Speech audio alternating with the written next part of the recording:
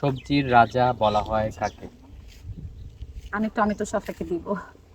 সবজির রাজা। হ্যাঁ, আমার টমেটো শসা খুব ভালো লাগে খেতে। দর্শক আপুর উত্তরটা রাইট নাকি রং আপনারা কমেন্ট করে জানাবেন। পরবর্তী কোশ্চেন, সবজির রানী বলা হয় কোন সবজিকে? শীতকালে ফুলকপি, সে দেখতে অনেক সুন্দরী আর তাকে রানী বলা যায়।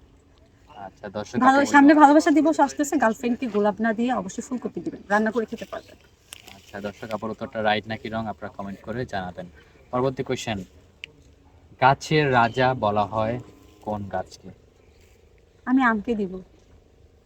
আমি আমি গাছের রাজা বলবো। আমি আচ্ছা এটা বলি, বাঁশ।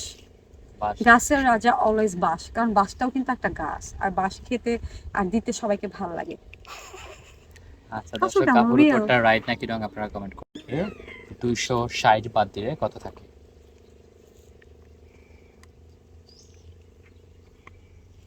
1000 থেকে 260 বাদ দিলে 4, 6, 8, 260 9। 740 মেবি। দর্শক কাপু বললো 740, এটা রাইট নাকি রং আপনারা কমেন্ট করবেন। 4 শেষ। শেষ।